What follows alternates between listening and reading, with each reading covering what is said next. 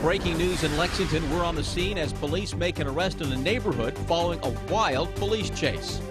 We're tracking a murder investigation in Clay County. Police say a man killed his girlfriend. How the victim's friends are remembering her. A Central Kentucky man facing charges tonight. Police say he posed as a Homeland Security agent to get someone to pay him thousands of dollars. Tracking, alerting, protecting. WKYT News starts now with breaking news. Good evening. Tonight, police have arrested a man they say led them on a chase in parts of 2 counties. They say he's a suspect in a robbery in Paris. Police chased him from Bourbon County into Lexington, and our news crew was there when police arrested him. Monique Blair joins us live now from the Winburn neighborhood where this all began. Monique? Well, Sam, it was around 8:30 tonight that Lexington police were called in to help Paris police as they were involved in a police chase. Now, police say a man was running from them after he was involved in a robbery. That car chase ended on I-75 near mile marker 115, but the suspect got out of the car, ran across traffic, and was arrested here on Ward Drive. I was driving up 75 and about 8 cops merged off of exit 113 and cut me off, so I started to slow down. As I started to slow down, I was in the middle of the highway. Lexington police say the chase started in Bourbon County and the suspect got on 75 northbound with several officers behind his car. And about 5 other cops blocked off the highway behind me, so I was the only car in the middle, and I merged over to the right. And a guy jumped out and ran across 75, cutting off oncoming traffic going south. Benjamin Plummer says he watched as the suspect stopped his car on 75 southbound and then jumped over the median, running across several lanes of northbound traffic. People saw what he was doing, so as they started to slow down, but when he first ran across, he cut off about 3 cars that I think locked their brakes up, and then everybody started to slow down. That suspect ran from I-75 to Ward Drive, where he was arrested, and WKYT had a camera crew capture that arrest. Details have not been released pertaining to that robbery. Police say the suspect committed prior to leading them on a chase, but we do know police say no one was hurt during that car chase or during the foot chase. Paramedics were here on scene, but police say that was only as a precaution. I'm reporting live in Lexington, Monique Blair, WKYT. Monique, thank you. And tonight, police have arrested a man they say admitted killing his girlfriend. The Clay County Sheriff's Office charged 21-year-old Isaiah Stidham with murder. Investigators say he shot his girlfriend, 32-year-old Sherry Collins, this afternoon in the Big Creek community. But as Tanner Hesterberg tells us, police say Stidham also faked being stabbed. The details are new at 11 tonight. Miller Lane in the Big Creek community of Clay County is where sheriff's deputies say Isaiah Stidham gunned down Sherry Collins during an argument. Ruth Ann Gibson knew Collins her whole life and says she was always friendly. She was a person, and it's terrible, you know, what happened, and believe me, she most definitely will be missed. Deputies believe Stidham cut himself after shooting Collins to make it look like she tried to attack him. They were not defensive wounds. They were actually wounds that were made by him. You could just tell it was that obvious. The sheriff says Stidham confessed to the shooting shortly after deputies began questioning him. And with Stidham behind bars, those who knew Sherry Collins are left with grief and the shock of what happened. For something like that to happen so close to home, you know, it's just... I really don't. I can't explain it to you. Trying to grapple with the reality that a longtime friend is gone. In Clay County, Tanner Hesterberg, WKYT. Stidham's family members did not want to talk to us on camera tonight. He claimed to be a Homeland Security agent, but Frankfort police say that was a lie. And they say Jonathan Bowman used that claim to extort someone out of more than $11,000. He was arrested yesterday and charged with theft by deception, theft by extortion, and impersonating a peace officer. Frankfort police say the case dates back to 2010 when Bowman was seeing someone for medical visits. But police say Bowman told that person he was a Homeland Security agent. They say he even gave the victim something he claimed was an arrest warrant from the Franklin County Sheriff's Office on charges of bribing a federal agent. Police say Bowman told the victim the charges would be put away if he paid him. We asked the Franklin County Sheriff about how the warrant process works. only a judge can make a warrant be recalled or changed to a summons, as an example. But never ever should a deputy sheriff or a police officer ever come and say, if you give me this money, we're going to make this warrant go away, because they don't have the authority to do that. Police arrested Bowman at a home off Georgetown Road in Franklin County. They say he took money from the victim between the years of 2010 and 2012. Tonight we're learning about a tragic accident that killed a teenager in western Kentucky. Hopkinsville police say 17-year-old Javon Quarles died this afternoon after being hit in the head by a piece of football equipment. It happened on a football practice field at Hopkinsville Middle School. Police say Quarles was helping move the large, heavy piece of metal equipment when it fell on him. He later died at a hospital. New tonight, an inmate from Lexington is recovering after being attacked in a state prison. It happened last night at the Luther Luckett Correctional Complex in Oldham County. State corrections leaders say they found 67-year-old Charles Tackett lying on the floor of his cell. He was taken to a Louisville hospital where he's said to be stable tonight. Corrections leaders say that 3 inmates are under investigation for the assault. Tackett is serving a 3-year sentence for child pornography charges out of Fayette County. Today, the Rowan County clerk defied a federal judge's order. Her office is still refusing to issue marriage licenses.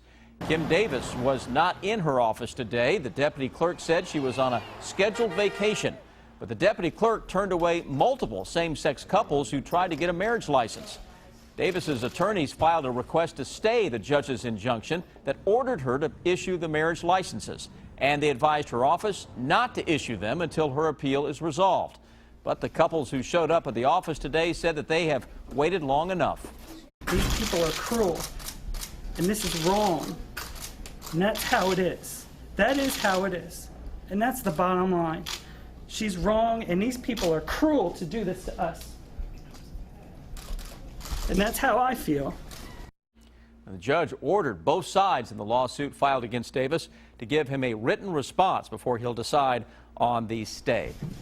We've had some great weather the last few days. It looks like that should continue tomorrow. So meteorologist Jim Caldwell got a big smile on his face tonight, and why shouldn't he? Great looking weather out there, Jim. I've always got a smile on my face, but it's extra big tonight, though, as we're leading into another pretty nice day overall for you. And even out there right now, temperatures are very comfortable. So when we leave here in the next little bit, it's going to be a nice, refreshing feel to be on the outside. 68 degrees currently in Lexington. Richmond already down to 64. And look, Mount Sterling and Danville both coming in at 63 degrees, with Monticello at 60 already. So a lot of folks tomorrow morning start out in the mid and upper 50s for early morning lows. Here's what Defender is tracking out there tonight, and generally it is quiet everywhere you look across central or eastern Kentucky. It doesn't matter which part of the area you are in. As we plan your Friday, we're talking mostly clear with fall-like temperatures tomorrow morning. How about 58 degrees out the door, or in some cases low 60s for a few of you. Either way, very nice. By lunchtime, mix of sun and clouds, very comfortable. We're at 76 degrees, and then heading home, we're talking low 80s with a very small chance of a stray shower. Most of us stay on the dry side. I'll track those rain chances hour by hour coming up for you in just a few minutes. Today, hundreds of people turned up for the funeral of a Mercer County Navy veteran. No family members claimed Don Koss after he died at the VA hospital in Lexington last month. So Ramsey Young Funeral Home in Garrett County organized a funeral and asked people on Facebook to attend it. The funeral was held today at Camp Nelson National Cemetery in Jessamine County. Most of the people there didn't even know Koss. Something within my heart just said, you have to be there for this man. You know, he has no one there. Friends of Koss told us he was a very humble and quiet man who went to church and kept a low profile. All the talk about a gay basketball player from eastern Kentucky being left out of his high school yearbook has made it to late-night television. James Corden talked about Dalton Maldonado last night on the CBS Late Late Show on CBS. We first told you about the controversy yesterday on WKYT. In the Betsy Lane High School yearbook, every player has his individual picture surrounding a team picture except for Maldonado. He's the teenager who made headlines last season claiming he was outed and harassed by an opposing team during a tournament in Lexington. An investigation later disputed those claims. Corden told his audience he understood Maldonado's frustration. I get why this is frustrating, I really do, because personally, I was omitted from all of the team's photos at my high school. I was. No, and worse than that, I was actually omitted from all of the sports teams. The Floyd County Board of Education says the photo was omitted accidentally. The school district pointed out Maldonado's picture does appear multiple other times in the yearbook. Tonight, the death toll from massive explosions at a Chinese port has risen to at least 50, and authorities say at least 700 people were injured. Investigators are still trying to figure out what caused the explosions. Seth Doan takes us to the explosion site. The blasts were so powerful they registered as earthquakes. More than 1,000 firefighters were sent in, but they were stopped as authorities tried to figure out which chemicals were burning and their risk. Kelly Wong and Nathan Liu didn't have time to collect their belongings. Everybody just ran out, she said. We saw fire in a mushroom cloud. It's terrifying. Victims filled hospitals. Many had wounds from flying glass. The explosions burned hundreds of new cars to their shells. Some pictures and posts about the blasts were deleted from social media by Chinese censors. We're just trying to shoot in front of a hospital. We're not trying to do that much, but as you can see, the police here are trying to stop us from shooting. This is what it's like covering a story here in China. Police blocked access to the blast site, and local TV stations gave little coverage to the story. Seth Doan, CBS News, Beijing. China's president is demanding punishment for whomever is responsible. New tonight, a man has died after an accident at an Ohio amusement park. It happened at Cedar Point in Sandusky.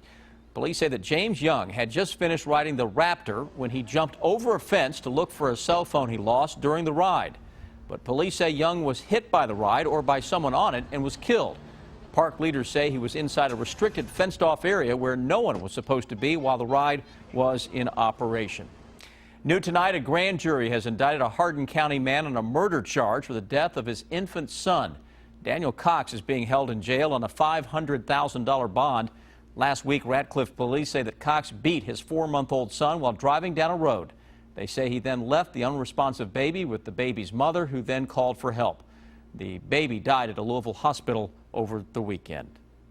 New tonight, state economists are predicting a major budget surplus. The Consensus Forecasting Group expects a more than $219 million surplus for the budget year that ends June 30th of next year. Experts say there are strong trends in individual income and sales tax collections, but they expect the state's road fund to come up $129 million short this year. The group plans to issue its final budget forecast in December.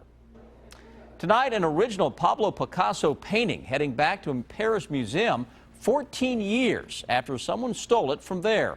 The U.S. officially returned the painting during a ceremony at the French Embassy in Washington. Customs workers found the painting in New Jersey last winter. A shipping label on it described it as an arts and crafts item worth $37. But experts say the painting, called The Hairdresser, is actually worth $15 million. It was being shipped from Belgium to a New York warehouse.